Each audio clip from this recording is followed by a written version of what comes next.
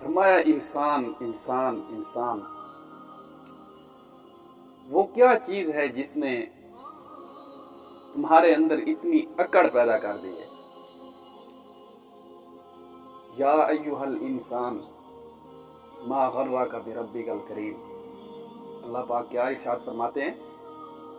یا ایھا الانسان ما غرک بربک الکریم، کہ اے انسان وہ کیا چیز ہے جس نے تمہیں اتنے کریم رب سے دور کر دیا ہے؟ تو کس چیز پہ اکڑتا ہے؟ تیری حیثیت کیا ہے؟ تیری خلقت کیا ہے؟ تیری تخلیق کیا ہے؟ تو آج اتنا اکڑ رہا ہے، اتنی بڑی بڑی باتیں کر رہا ہے، اور یہاں تک کہ تو مجھ اللہ کریم سے مقابلہ کرنے کی باتیں کر رہا ہے۔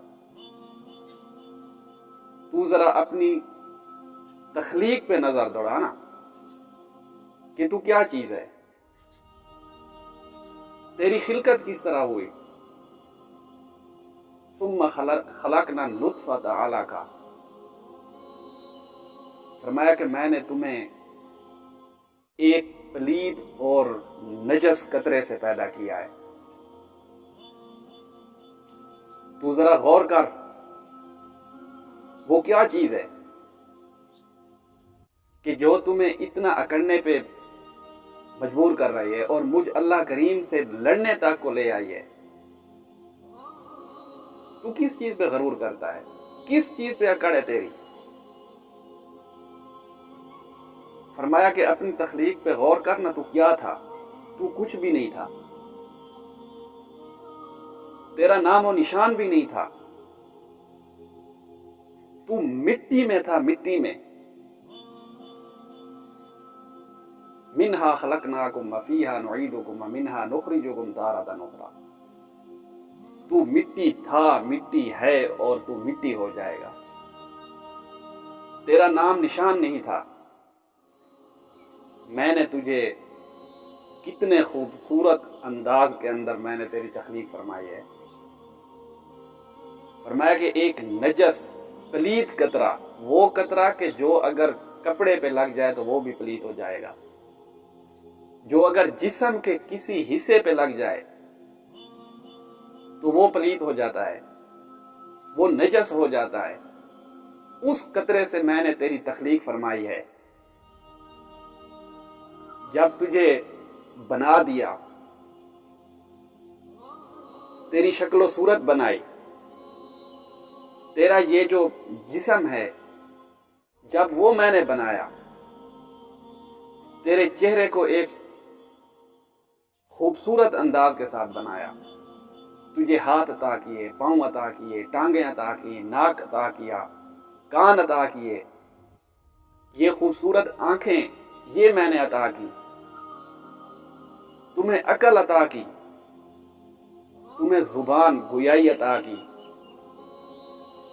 یہ سب چیزیں عطا کرنے کے بعد میں نے تجھے زمین کے اوپر بھیجا، ایسے نہیں چھوڑا تمہیں، بلکہ ایک خوبصورت، ایک پیارے انداز کے ساتھ میں نے تیری آمد کا ایک بندوبست کیا۔ فتبارک اللہ احسن الخالقین۔ انسان تو بہت بہت ناشکرا ہے کہ اللہ کریم نے جب تیرے پیدا کرنے کا ارادہ کیا تو تیرے باپ کے اندر وہ نطفہ، اس نطفے کے اندر تیری تخلیق اللہ کریم نے جو ہے نا رکھی ہوئی ہے۔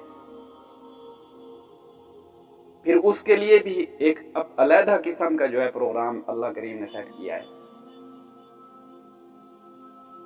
کہ میاں اور بیوی کا ملاپ، وہ بھی حلال طریقے سے، یعنی نکاح کی صورت میں شادی ہوتی ہے، نکاح ہوتا ہے، اس کے بعد میاں بیوی کا ملاپ ہوتا ہے، تو باپ کا جو مواد ہے اور ماں کا جو مواد ہے وہ آپس میں ملتے ہیں، اس میں سے پھر جو ہے نا تیری تخلیق ہوتی ہے. ثم خلقنا النطفة علقة فخلقنا العلقة مضغة فخلقنا المضغة عظاما فكسونا العظام لحما. وہ نطفہ پانی وہ کیا ہے؟ وہ خون بنتا ہے.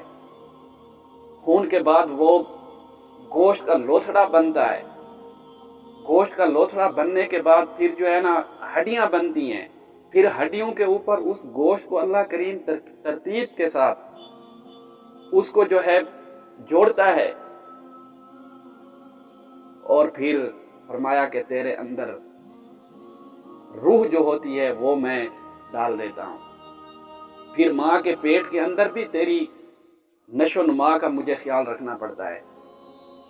وہاں تو کسی کو پتہ نہیں ہوتا کہ تیرے سر میں درد ہے، تیرے پیٹ میں درد ہے، تیرے کان میں درد ہے. وہ صرف میں جانتا ہوں. تیری ماں کے پیٹ میں حفاظت میں کرتا ہوں. کتنے بہترین انداز کے ساتھ تجھے غذا دی جاتی ہے. اور غذا کس طرح؟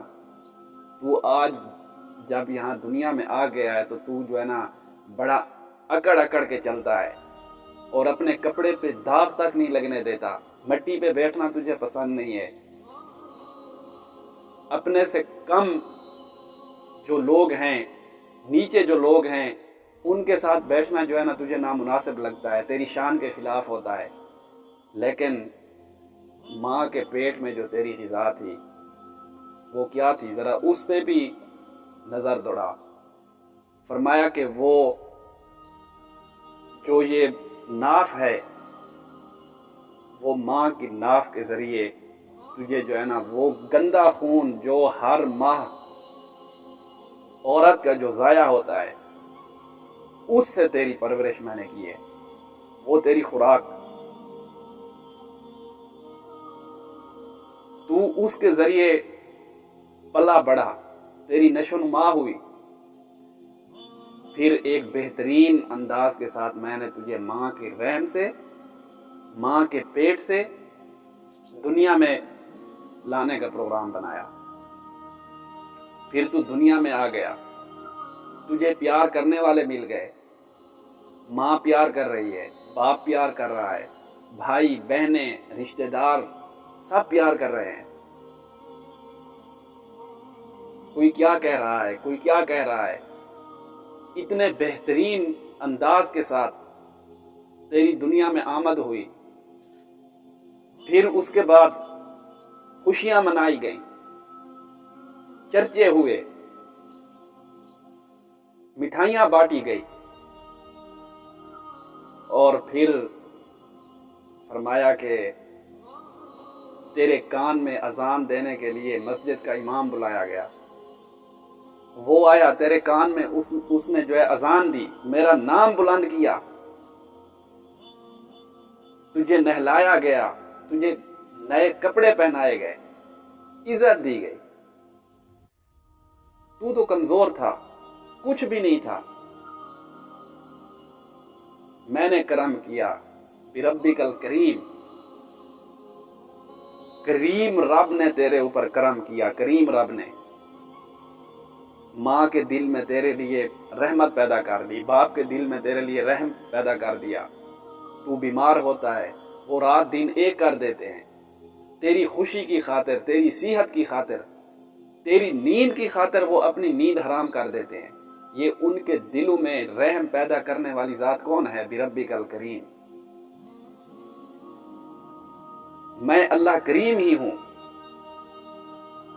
جب تو کچھ بڑا ہوا، تیری تعلیم و تربیت کے لیے میں نے ان کے دلوں میں یہ بات بٹھا دی کہ اس کی اچھی تعلیم ہونی چاہیے، اچھی تربیت ہونی چاہیے. یہ کمزور ہے، یہ چل نہیں سکتا، اس کو چلنا سکھاؤ. یہ بول نہیں سکتا، اس کو بولنا سکھاؤ. یہ اچھائی اور برائی کی تمیز نہیں کر سکتا، اس کو اچھائی اور برائی کی تمیز سکھلاؤ. جب تو عاقل ہو گیا، بالغ ہو گیا، اپنے نفع نقصان کو پہچاننے والا ہو گیا، تو پھر تو اکڑ کے بیٹھ گیا. تیرے اندر اکڑ پیدا ہو گئی. پھر تو کہتا ہے کون ہے وہ جس نے مجھے بڑا کیا، میں تو خود بڑا ہوا ہوں، میں اللہ کی نافرمانی کروں گا، میں گناہ پہ گناہ کروں گا، میں اللہ کریم کے ہر حکم کی نافرمانی کروں گا۔ کیوں؟ یہ اللہ کی کریمی سے تو فائدہ اٹھا رہا ہے، ورنہ اللہ کریم فرماتا ہے کہ اگر میں تجھے جب تیرا نام و نشان بھی نہیں تھا، جب تو مٹی تھا، مٹی، اگر اس مٹی سے میں تجھے بنا سکتا ہوں تو تجھے مٹانے میں بھی مجھے دیر نہیں لگے گی۔ میرا حکم کیا ہے؟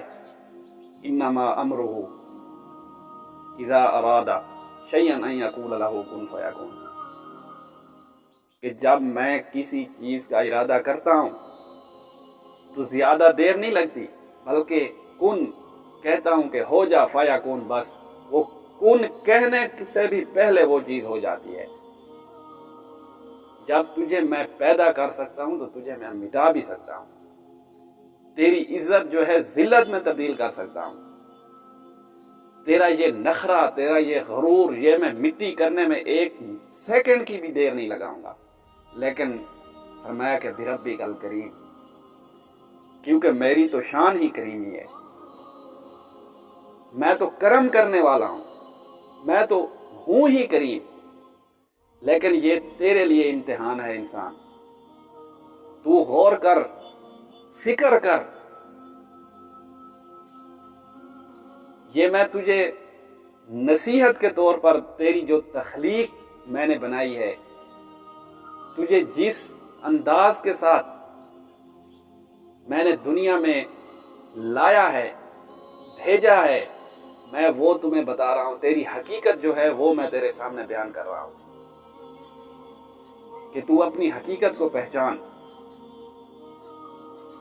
تو اپنے آنے کا جو مقصد ہے اس کو پہچان۔ تو اگر میری نافرمانی کر کے جائے گا پھر بھی تو نے جانا ہے، میرا اس میں کوئی فائدہ نقصان نہیں ہے، اور اگر نیک اعمال کر کے جائے گا، ان الذین آمنوا وعملوا الصالحات ان لہم جنات تجری من تحتہا الانہار، فرمایا کہ اگر یہاں آ کر نیک اعمال کرے گا، ایمان لے آئے گا اور عمل صالح کرے گا، پھر فرمایا کہ تیرے لیے فائدہ ہے، کیونکہ اللہ کریم فرما رہا ہے کہ میں وعدہ کر رہا ہوں کہ تیرے لیے میں نے جنتیں تیار کی ہوئی ہیں۔ کیسی جنتیں؟ ایسی جنتیں کہ جس کے نیچے جو ہے دودھ اور شہد کی نہریں بہہ رہی ہیں۔ اس جنت میں باغات ہیں، ہر قسم کے پھلوں کے باغات ہیں، اور وہ کس لیے ہیں انسان؟ وہ تیرے لیے ہیں۔ تو اگر میری نافرمانی کر کے جائے گا، تیرے لیے دردناک عذاب ہوگا، تیرے لیے جہنم تیار ہے۔ ہاں میں کریم رب ہوں، وہاں بھی اگر تجھے بخش دوں تو مجھ سے کوئی پوچھنے والا نہیں ہے، میری رحمت بھی بے بہا ہے،